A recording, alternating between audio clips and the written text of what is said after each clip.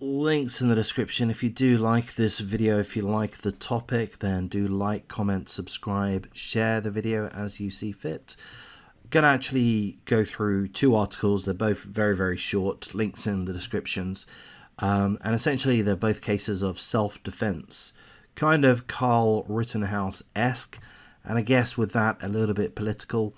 Maybe you disagree with my political views. If so, I hope that's not too much of a burden to bear for you. So here's the first article. 14-year-old son of a pizza store employee shoots an alleged robber in the face.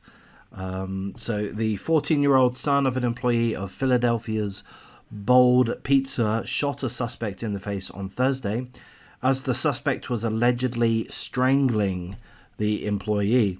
The incident occurred just before 10 p.m. after the alleged robber entered the store and fought with the employee over the cash register. As the altercation escalated, the suspect allegedly began to strangle the employee, at which point the employee's 14-year-old grabbed a handgun from under the counter and shot the suspect in the face. The suspect fled the scene after having been shot in the face, but police followed the blood trail and apprehended him. He was hospitalized in critical condition. Chief Inspector Scott Small said it was clearly a sign of a robbery because the cash register was open, there was money on the floor, and there was also some broken glass inside the store, and there was also a large amount of blood. Police believe the wounded suspect to be one of three men who robbed a CVS pharmacy just prior to the alleged attempted robbery of Bold Pizza. So I'm just going to make a comment or two in regards to this article before moving on to the next. I mean, well done. That's my immediate reaction. I'm sure some people will be disheartened by my reaction, but I'm tempted to applaud this young man who was faced in an incredibly stressful situation, and he acted in self-defense. You know, we do have the right to protect ourselves and our property. Okay, fine. It wasn't even his property, but, you know, he was there protecting the shop. You know, the article tells us that he was literally being strangled by the robber, the alleged robber, rather. And the alleged robber is considered to be a suspect in other robberies that occurred at, on the same evening, if I understand correctly. So my tendency is to congratulate, to praise the victim who became a hero, really. They defended themselves, and we're right to defend ourselves.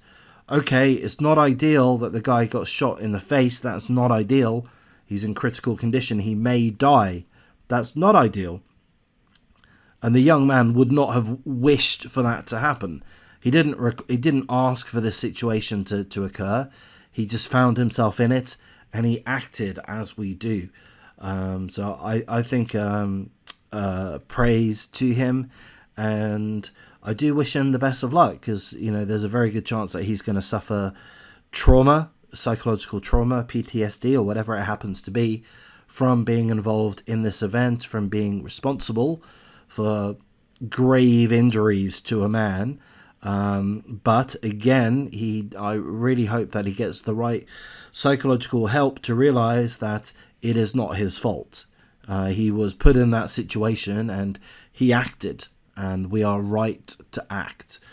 Here's the next article, very similar. Man grabs alleged robber's gun, shoots him dead. A man grabbed an alleged robber's gun and shot him dead near the University of Southern California early on Sunday morning.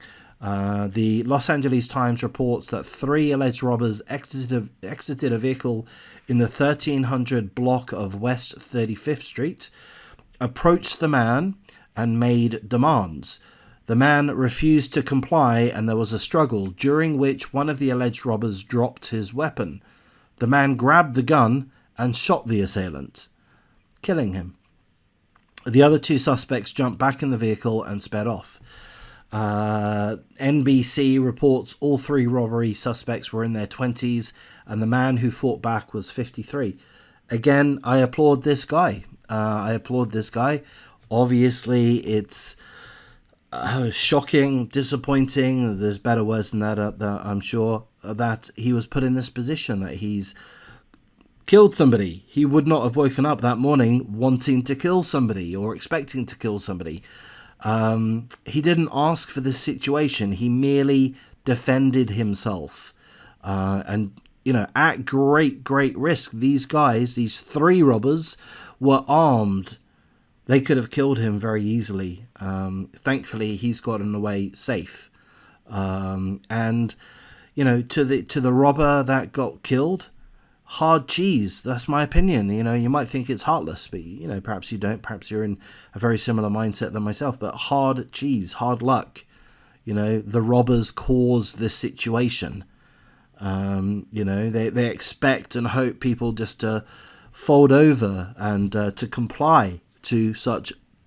I mean, I'll use the word bullies, but it seems like a little bit too weak in this moment. More than bullies, these are criminals. These are criminals threatening the life of this man, and he's the one that walked away. So again, well done to him. Well done to the 14-year-old. I like to see people stand up for themselves, for their principles. It is necessary, and hopefully neither of these two people are involved in any legal action taken against them.